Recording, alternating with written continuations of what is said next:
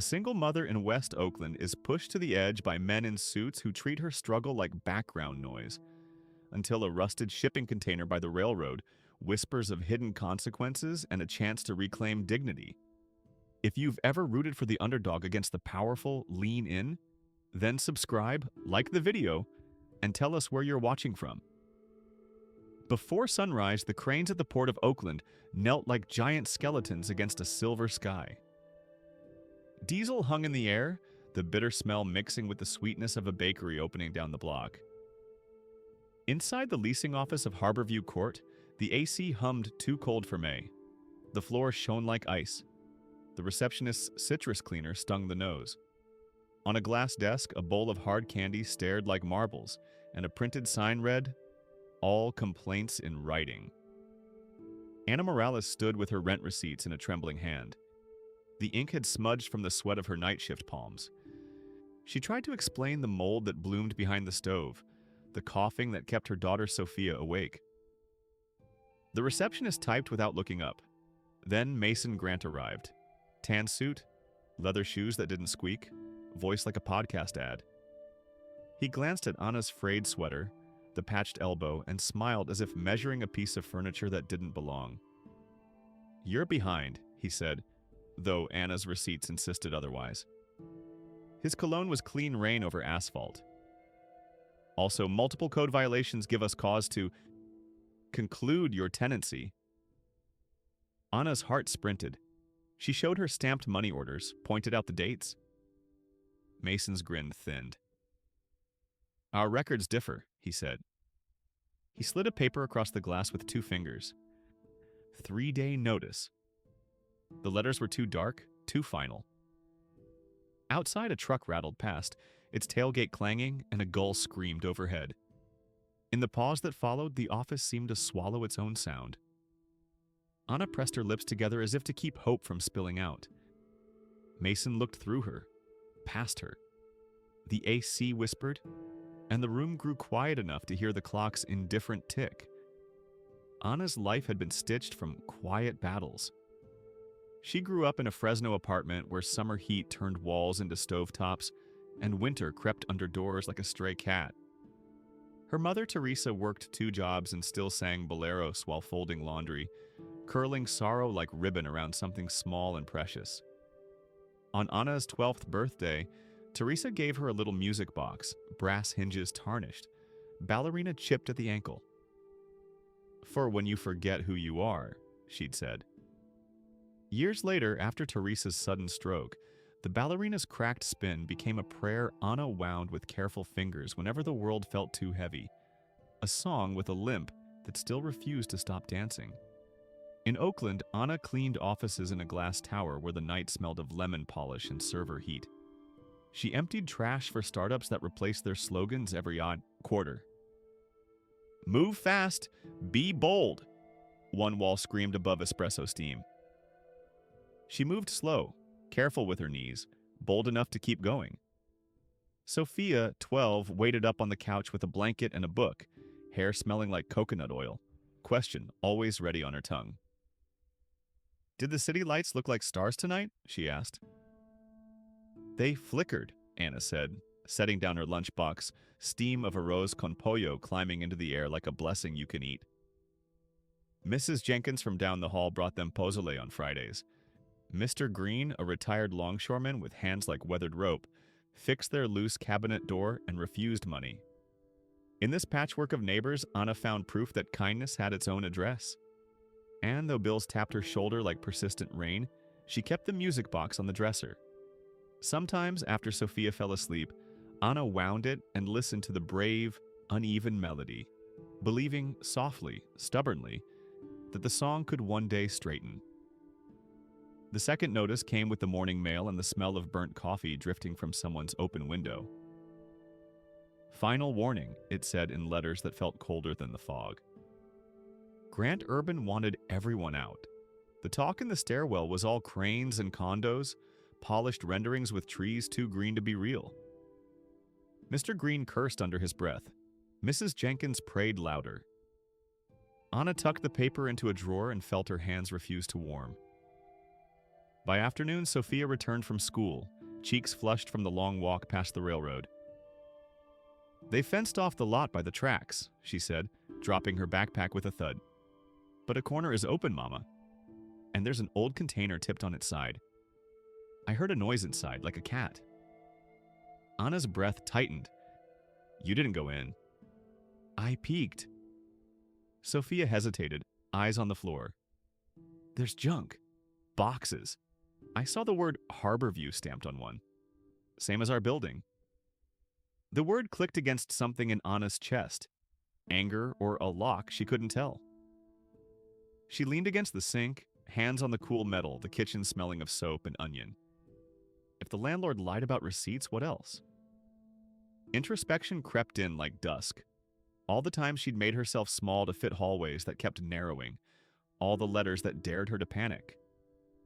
Then in the hush between the fridge's hum and the upstairs footsteps, Sophia placed the music box in Anna's hands. "Come tomorrow," the girl said softly. "If there's a cat, we can help. If there's anything else." She didn't finish, but in her voice was a small, steady bridge, a way across fear that didn't require permission. Outside, a train horn stretched the evening thin, and hope, a thin wire thrummed. Morning fog clung to the chain link as mother and daughter slipped through the gap in the fence. The lot smelled of wet dirt and old oil. Weeds scratched their calves. A crushed soda can popped underfoot. The container lay slanted, its paint faded to a stubborn blue. Corners, scarred by the years. A gull hopped along the roofline, cocked its head, then lifted off with a short, rude cry. "Hello," Sophia called, as if to a stray. She climbed first, light as a promise, and Anna followed, careful of nails and splinters. Inside, light sliced through a fissure, laying bright stripes across dust. The air was cool and tasted faintly metallic, like the inside of a penny. Cardboard boxes sagged in crooked towers. One had Harborview Notices stamped in red. Another read MAINTLOGS. A third simply Photos. Sophia reached for a box with the stubborn bravery of 12, the music box tucked in her pocket like a talisman. It tore with a soft sigh of tape. Out slid forms with blanks unfilled, letters that looked copied and pasted into people's lives. Anna read, "Procedure to initiate eviction, create code violation." Her throat tightened. There were time-stamped maintenance requests marked closed that no one had ever visited. Disposable cameras developed prints of moldy walls taken from the worst angle, staged, deliberate. And an envelope, unsealed, labeled "To file later." Inside, a USB drive, a typed memo. "Dump files here," someone had scrawled in cursive. "Keep originals off-site." The signature was messy but legible, M. Grant. Anna's knees almost gave. Fury rose, then something bigger, steadier, dignity returning like a tide. Sophia squeezed her hand. "This is wrong," the girl whispered, voice steady as a keel. Outside, a train clattered past, a hammering rhythm that sounded like a marching band, finding its beat. They carried the boxes like contraband through the gap. Mr. Green met them in the hallway, eyes sharp. He called Aisha from the tenants' union. By afternoon, the legal aid office smelled of paper and shared coffee. The USB blinked to life, a small, pulsing dot blinking courage into a room where Hope sat down and stayed. That evening, the apartment hallway filled with whispered conferences. Doors opened and closed like heartbeats. Mrs. Jenkins brought her famous pozole, the steam rising like a prayer. The table became a war room, covered with papers, sticky notes, and cups of cooling coffee. Aisha, with her bright headscarf and law school determination, explained tenant rights in a voice that made them sound like birthright poetry. "What they're doing is called constructive eviction," she said, tapping a document. "Neglect repairs until you're forced to leave." Mr. Green's weathered hands trembled as he sorted through photographs of his own ceiling leak dated 2 years back. "They said it was fixed," he muttered, then blamed my shower habits. Anna touched the stack of falsified maintenance logs. Her fingers found Sophia's shoulder, warm through the cotton sweater. The girl leaned into her mother's side, smelling of school chalk and strawberry shampoo. "Will they go to jail?" Sophia asked, her voice smaller than usual. Aisha's smile was gentle but firm. "Not likely. But we can stop them, and maybe even keep our homes." Later, after everyone had left, Anna sat at the kitchen table while Sophia slept. The window was cracked open, letting in the night sounds of Oakland. Distant sirens, the rumble of BART trains, someone's bass thumping 3 blocks away. A moth danced against the screen, wings pale as tissue paper. Anna opened the music box, letting the limping melody fill the quiet apartment. The USB drive sat on the table like a tiny monolith. In it, lives reduced to inconveniences, homes to numbers.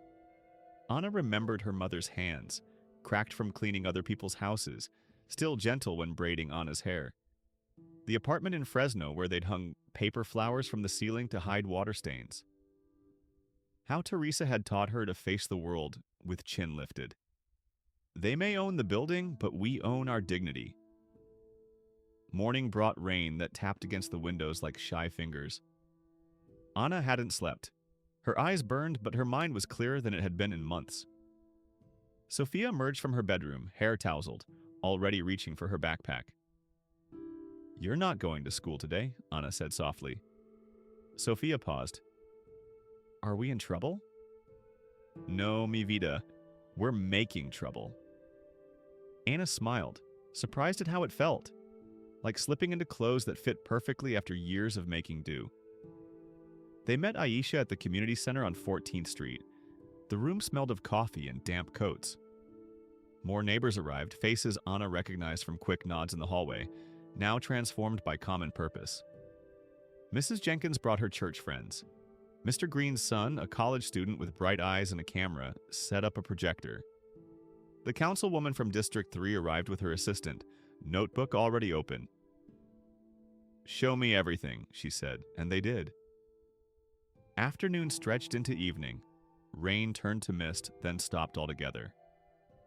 Pizza arrived in steaming boxes. Children played tag between the folding chairs. The music from the dance class next door vibrated through the walls, salsa with a hip-hop remix. Anna watched Sophia helping an elderly couple fill out forms, her daughter's hand steady, her voice clear and patient. Pride bloomed, warm as sunrise. "We need someone to speak at the hearing," Aisha said later, standing beside Anna at the water cooler. "Someone who can tell the whole story." The plastic cup crinkled in Anna's grip. Her throat closed. Public speaking had always been a locked door, a skill reserved for those who had time for luxuries like confidence. "You found the evidence," Aisha continued. "You have the receipts they claimed didn't exist."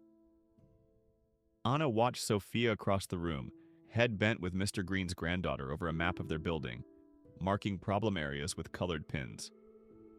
The girl who had climbed into a rusted container not out of recklessness, but hope. The courage to look for something living in a place meant for discards.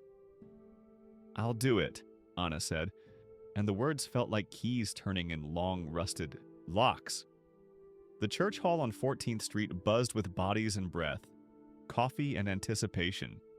Metal chairs scraped, microphones squealed, and the stained glass windows cast gentle colors on worried faces. Reporters waited with notebooks open. The city councilwoman adjusted her scarf. In a corner, Mason Grant stood with his lawyer, checking his reflection in a phone camera, smoothing a hair he'd already smoothed. Aisha arranged the documents in neat stacks. When Anna stepped forward, the music box, unwound in her purse, felt heavier than gold. She took a breath that tasted of eucalyptus from the bouquet on the piano and the concrete dust that never left Oakland completely. She spoke in a voice shaped by long commutes and longer nights. "These are forms that show how we were pushed," she said, holding up a memo. "Not because we failed, but because someone decided our homes were numbers." The councilwoman leaned in. Cameras clicked like a rain of tiny doors opening. Aisha projected emails onto the wall. Directives to manufacture urgency, lists of tenants flagged as vulnerable. The USB held time-stamped instructions, photographs cross-referenced with dates. A maintenance log showed Anna's apartment marked "Resolved" the same week she had waited, coughing with a pot of boiling water to fight the mold. Mason's lawyer cleared his throat. "These are taken out of context." "Then give us the context," the councilwoman said, voice quiet, firm. The room stilled. Mason's cologne felt like a mask. His gaze slid over the crowd, but there was nowhere soft to land. Eyes met his and did not look away. Sophia, small among grown-ups, stood near the front, chin lifted. When Anna finished, she turned to the man who had looked through her. "Mr. Grant," she said, "we are not your paperwork." Silence fell, then a sound like a tide, clapping swelling into a shore-breaking roar. No jeers, only fierce recognition. Mason's shoulders sagged. The lawyer pocketed his pen. And in that bright human noise, Anna felt years of shrinking unspool. Outside, the afternoon light turned golden against Oakland's sturdy buildings. Traffic hummed like an orchestra warming up. A food truck sold churros that filled the air with cinnamon and sugar. Sophia's hand was warm in Anna's as they walked toward the bus stop. The girl skipped every third step, unable to contain her energy. "Did you see his face, Mama? When you showed the pictures?" Anna nodded. The memory was already softening around the edges, like a dream dissolving upon waking. Not because it was fading, but because something else was taking its place. A new reality where her voice had weight, where her presence took up space meant for her.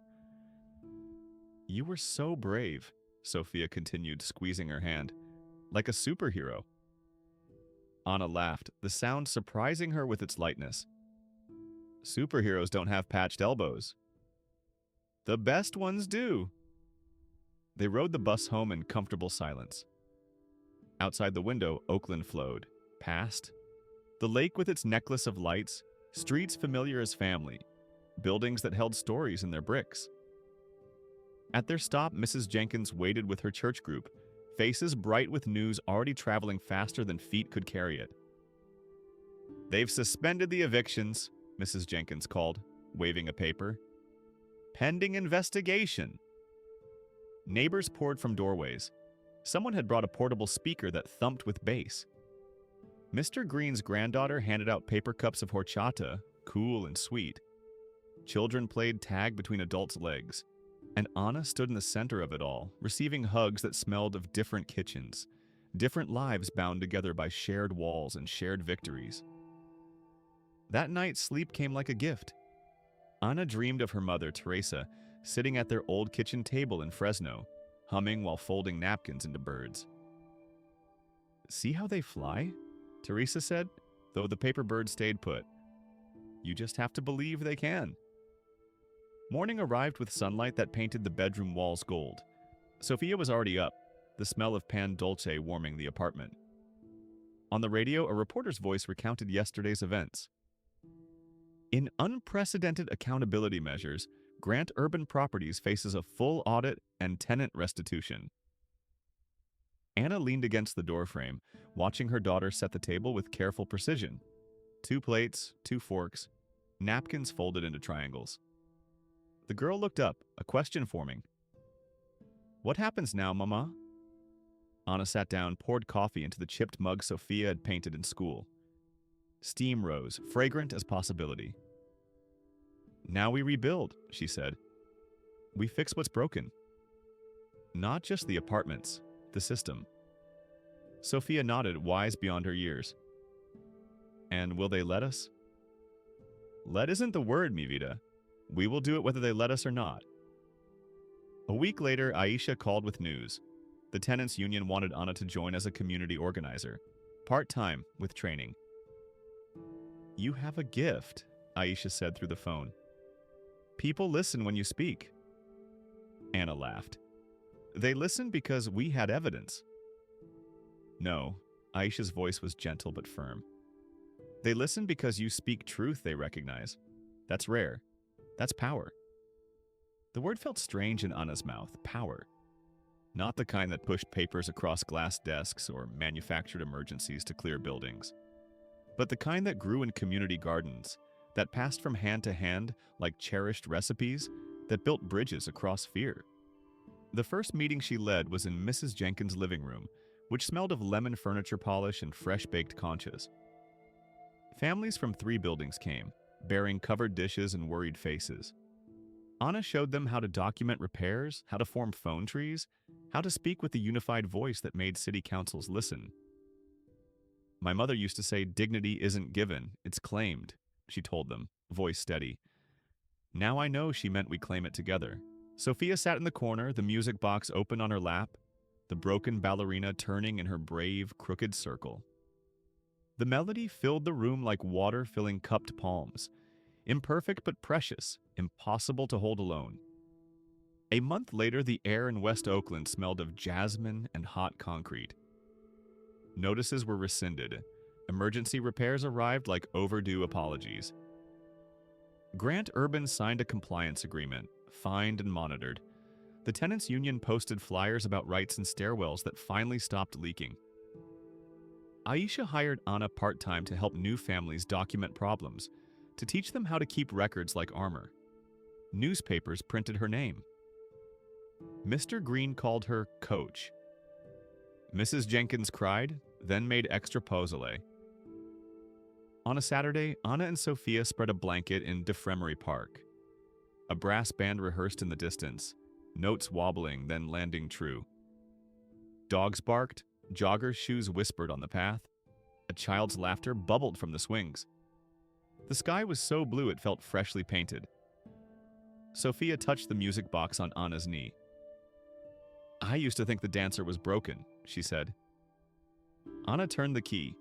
The ballerina spun in her imperfect circle, the melody brave and familiar. "She is," Anna answered, smiling. "And she dances anyway." Sophia leaned her head on her mother's shoulder. "Were you scared that day? In the church?" "Terrified," Anna said, "but I was more tired of being quiet." They watched a gull swoop, white against blue, then the bird right itself with a small correction that looked like grace. "Mama," Sophia whispered, "do you think people will remember?" Anna looked at the girl who had climbed into a rusted container not to find trouble, but to look for a living thing. She pressed a kiss to Sophia's hair, coconut, and sun. "People remember what gives them courage," she said. "And courage is contagious." The tenants' union office on Telegraph Avenue buzzed with energy. Old coffee maker hissing, printers humming, phones ringing in syncopated rhythms. The walls, once institutional beige, now wore a coat of sunny yellow paint donated by a local hardware store. Photographs of victories lined the hallway. Families standing tall in front of buildings they fought to stay in. Elders with raised fists at City Hall. Children holding signs with words too big for their hands, but not for their hearts. Anna's desk, a real desk now, not just a folding table, sat near the window where afternoon light spilled across case files. Her laptop, a gift from the union, displayed emails from families across Oakland, Hayward, even Richmond. The stories came like waves. Elderly couples threatened with eviction for requesting handrails, single mothers whose ceiling repairs were deemed cosmetic, immigrants charged for appliances that had never worked. Aisha poked her head in, headscarf today a brilliant teal that matched her earrings. "Ready for the Fruitvale meeting?" Anna nodded, gathering folders. 6 months ago, she would have hesitated, doubted, rehearsed every word until her tongue felt wooden. Now her steps were sure as she followed Aisha to the van, where Mr. Green already waited in the driver's seat, radio playing oldies. The community center in Fruitvale smelled of floor wax and empanadas from the restaurant next door. Folding chairs formed a circle, not rows. Anna's idea. "Circles mean we're all facing each other," she'd explained. "No one at the front, no one at the back." Families trickled in, eyes wary, hands clutching papers like life preservers. A young couple with a newborn, an elderly man with calloused hands, 3 roommates who shared a 1-bedroom to afford college. Anna recognized the fear in their postures, the subtle curve of shoulders trained to expect disappointment. "My name is Anna Morales," she began, voice warm as bread. "A year ago, I almost lost my home. Not because I did anything wrong, but because someone with power decided my family was in the way of profit." She paused, looking at each face. "You are not alone. And you are not powerless." The meeting lasted 3 hours. Anna showed them how to document repairs with time-stamped photos, how to write demand letters with legal teeth, how to find strength in collective action. Sophia arrived after school, backpack heavy with books, and quietly helped an elderly woman fill out forms, the girl's patience a mirror of her mother's. Afterward, a young father approached, baby asleep against his shoulder. "They said my unit is beyond repair," he said, voice low to avoid waking the infant. "But the manager's cousin wants it." "I've seen them touring." Anna nodded, familiar with the tactic. "What's your address?" "Myrtle Street Apartments, Building C." Something clicked. Anna pulled out her phone, scrolled through emails. "Wait. Myrtle Street? That's a Grant Urban property, isn't it?" The man's eyes widened. "How did you know?" "Because they're starting again." Back at the office, Aisha and Anna spread documents across the conference table. The wood was scarred from years of elbows and coffee cups, each mark a battle planned, a strategy hashed out.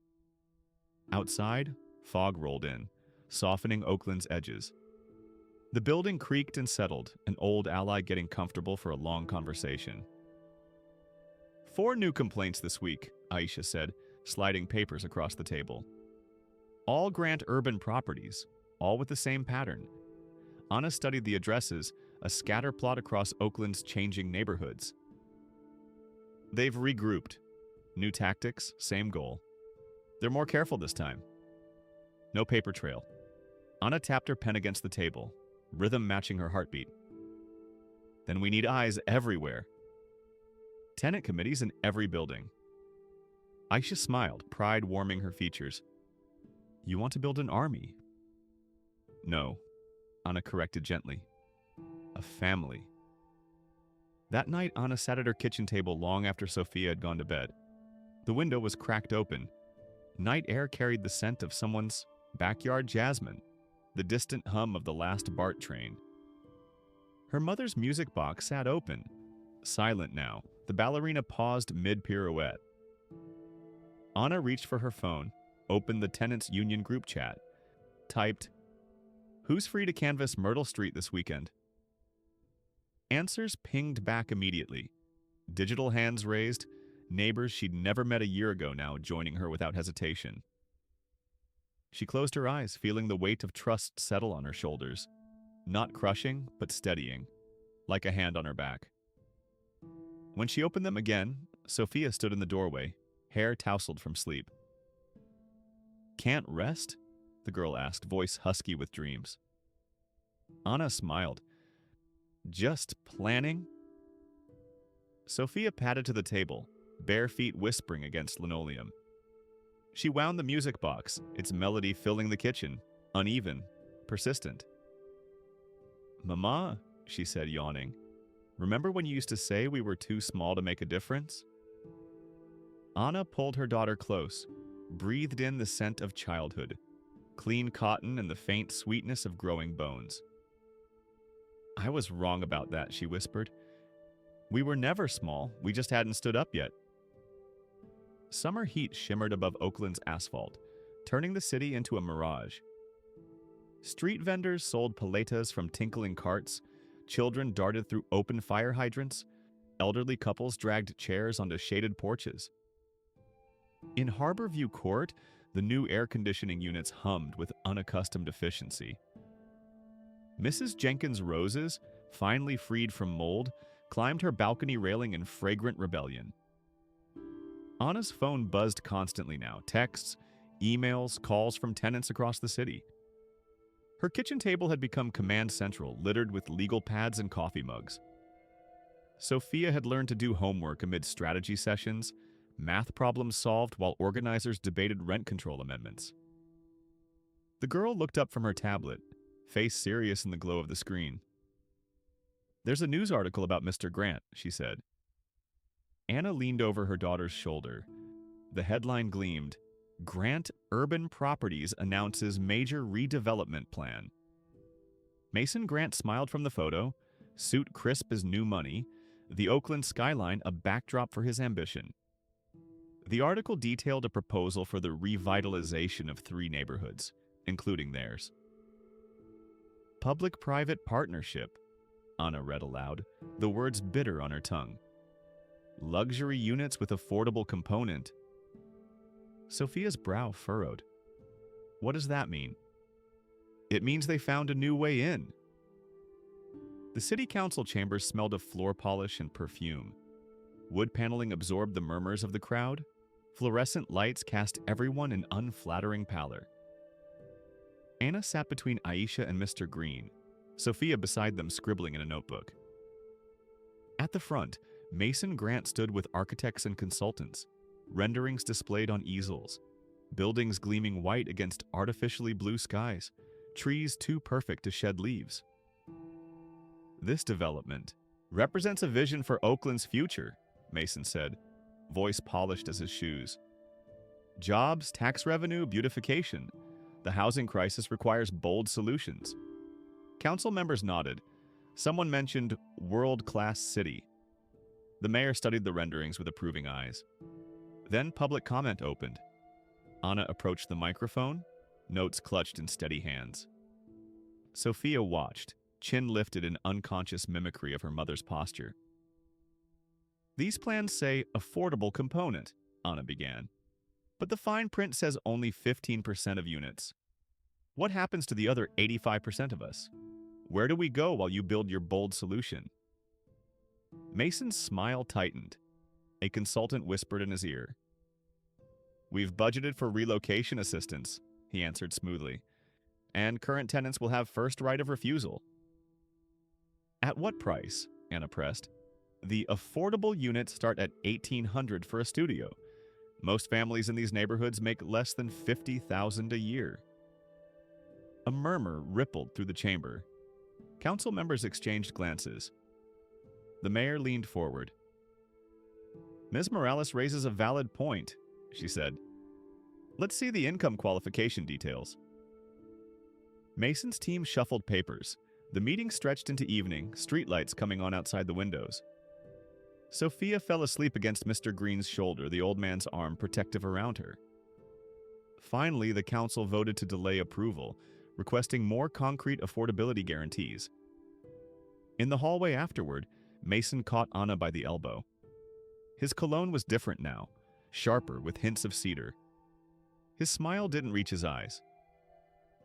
You're becoming quite the thorn, Ms. Morales. Anna met his gaze. Thorns protect what's growing. This development will happen, he said, voice low. Progress doesn't wait for sentimentality about old buildings. This isn't about buildings, Anna replied. It's about people. And we're not moving. His laugh was soft, almost sad. Everyone has a price. That's where you're wrong. 3 days later, an envelope arrived at Anna's door. Official letterhead, formal language. An offer to buy out her lease, a sum with too many zeros to be anything but a bribe. Sophia found her at the kitchen table, staring at the paper. What is it, Mama? Anna folded the letter, creasing it precisely. A test, she said. That evening, similar envelopes appeared under doors throughout Harborview Court. By morning, the hallways buzzed with confusion, temptation, fear. Mrs. Jenkins called an emergency meeting in the laundry room, the air humid with drier heat and anxiety. They offered me enough to move back to Louisiana, she said, hands twisting her apron. My sister's there. I've been missing her something awful. Mr. Green shook his head. It's blood money. They know what they're doing, divide and conquer. Anna listened, the music box heavy in her pocket. Faces turned to her expectant. When had she become the one people look to? The responsibility settled on her shoulders like a shawl, warming even as it weighed. We can't tell anyone what to do with these offers, she said finally. That's a personal choice. But remember, once we're scattered, we lose the power of our unity. And these neighborhoods have been ours through harder times than these. A week passed. Some envelopes were cashed, some ignored. Moving trucks appeared on weekends. Empty units darkened like missing teeth. Anna worked longer hours at the union office, creating lists of legal resources, organizing information sessions. Sophia started middle school, caught between childhood and something new, much like the neighborhood itself. Then came the notices. Not evictions this time, but temporary relocation due to necessary structural upgrades. Mandatory, immediate.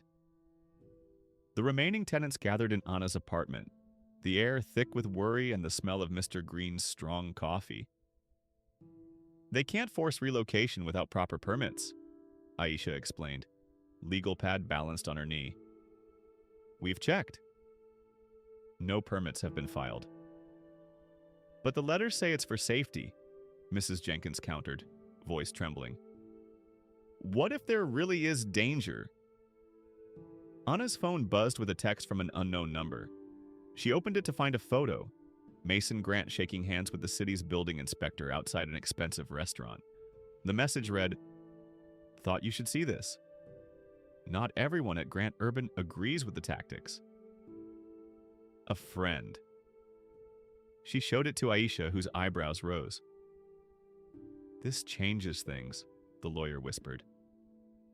That night, after everyone had gone, Anna sat with Sophia at their small kitchen table.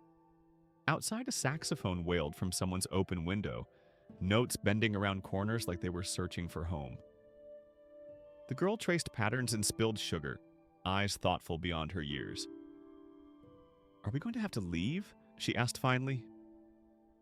Anna touched her daughter's hand, felt the pulse in her wrist, steady, trusting.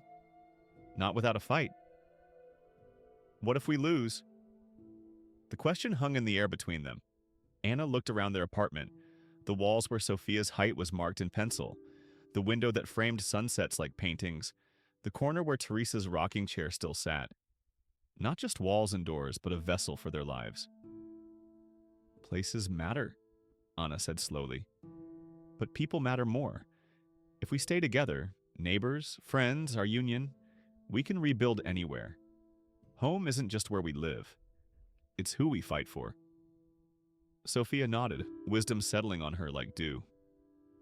Like the ballerina, she said, reaching for the music box. Broken, but still dancing. Anna smiled, heartful. Exactly like that. She wound the box one more time. The melody spilled into their kitchen, uneven but beautiful. And in its limping rhythm, Anna heard what she needed to do next. The whistleblower's evidence arrived in a plain manila envelope left at the tenant's union office door, before dawn. Inside, emails between Mason Grant and city officials, doctored inspection reports, promises exchanged for permits. Photographs of empty apartments deliberately damaged to justify emergency declarations. A spreadsheet tracking which tenants had accepted buyouts, which were problems, which were targets for Phase 2. Anna spread the documents across the conference table where Aisha and 3 tenant organizers stood in stunned silence. Outside, rain tapped against the windows, gentle as a lullaby. The office coffee maker gurgled and sighed. Who sent this? Aisha asked, examining a particularly damning email about engineering safety violations. Anna shook her head. The envelope just said, "From a friend at Grant Urban." Could be a trap, warned Miguel, an organizer from the Fruitvale district. Or salvation, countered Daniela, who'd fought eviction in East Oakland for 2 years. Anna studied a photograph of her own building, red marks circling strategic vacancy opportunities. Her apartment was highlighted in yellow. Priority displacement. The sight should have frightened her. Instead, she felt a strange calm, like finding the answer to a question that had haunted her for months. It's both, she said.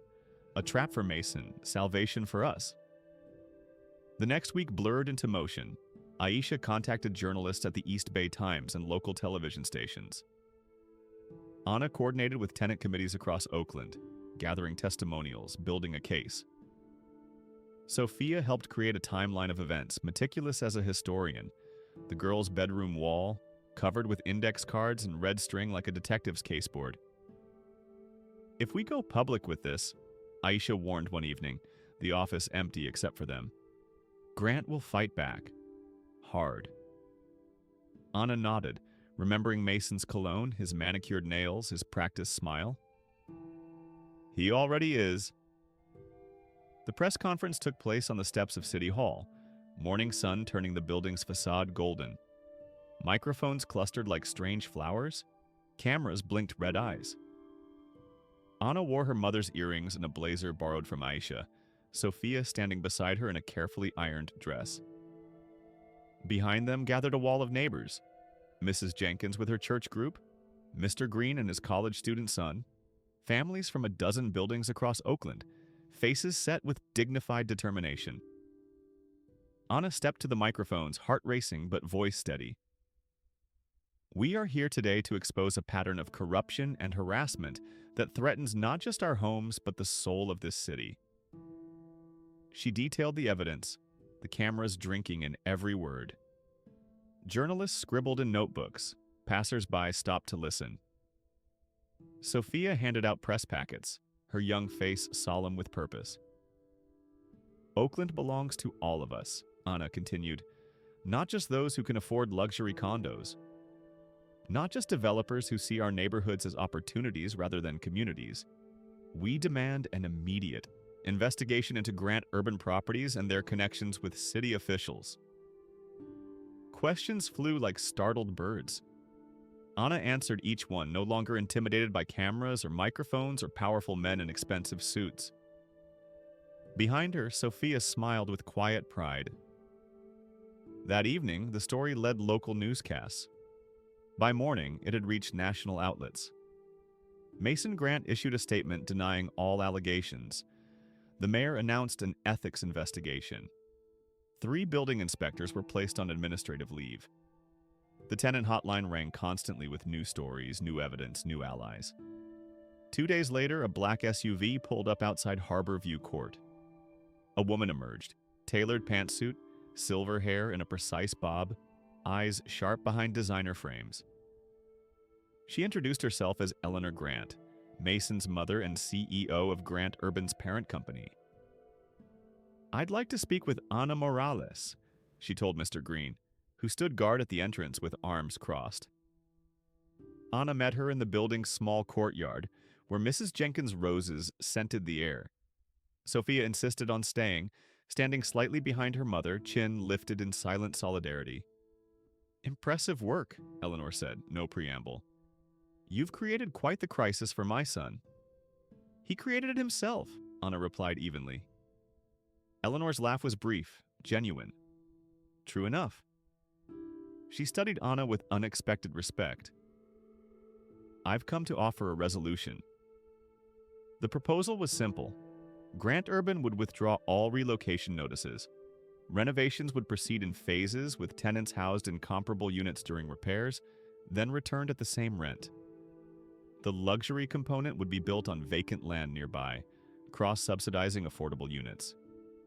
A tenant representative would join the development team to ensure compliance. "Why the change of heart?" Ana asked, suspicious. Eleanor's smile was thin but honest. "Heart has nothing to do with it. Your evidence is compelling. A protracted legal battle helps no one, and frankly, my son's methods have become a liability." After Eleanor left, Ana and Sophia walked to Lake Merritt, where afternoon light dappled the water and joggers circled like planets in steady orbit. They sat on a bench, watching ducks cut V-shaped wakes across the surface. "Do you trust her?" Sophia asked. Ana considered the question. "Not entirely. But it's a starting point, and we'll be watching." The girl nodded, wisdom beyond her years. "We'll always be watching now." Summer faded to fall. Halloween decorations appeared in windows. Children practiced for Dia de los Muertos performances. The construction began, not demolition, but true renovation. Tenant committees inspected work daily. Aisha reviewed every contract. Eleanor Grant herself attended monthly progress meetings, often staying to hear concerns directly from residents. Anna's role at the tenants' union expanded. Other neighborhoods sought her guidance. Other developers approached with preemptive, community benefit agreements. The mayor appointed her to a housing task force. Aisha convinced her to take classes at Laney College, first public speaking, then urban planning. Sophia helped her study, the kitchen table now covered with textbooks instead of legal pads. On the anniversary of their first victory, the tenants of Harborview Court held a block party. Streets closed to traffic, folding tables groaned with potluck dishes. Music drifted from speakers, salsa, hip-hop, oldies that made Mr. Green dance with surprising agility. Children played tag between apartment buildings that now wore fresh paint and functioning gutters. Mrs. Jenkins presided over a dessert table, her famous tres leches cake the first to disappear. As evening approached, someone hung string lights between trees. They swayed in the gentle breeze, casting warm constellations across faces both familiar and new. Anna stood watching, Sophia at her side, the music box open in the girl's hands. "A year ago," Anna said softly, "I thought dignity was something we had to fight for." Sophia looked up, eyes reflecting the lights. "Isn't it?" "No, mi vida. Dignity is what we already had, what made us fight at all." She touched her daughter's cheek. "I just forgot that for a while." A young mother approached, baby on her hip, new to the building and the neighborhood. "Are you Anna Morales?" she asked shyly. "They said you're the one who saved this place." Anna smiled, shaking her head.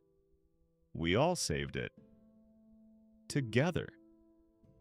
Later, as the party continued under stars and string lights, Anna slipped away to the quiet of their apartment. She stood at the window, watching her community celebrate below. Mrs. Jenkins teaching new residents her secret for perfect rice, Mr. Green's son filming testimonials for the Union Archive, Sophia organizing games for younger children, natural as breathing. On the dresser, Teresa's music box sat open. The ballerina paused mid-twirl. Anna wound it gently.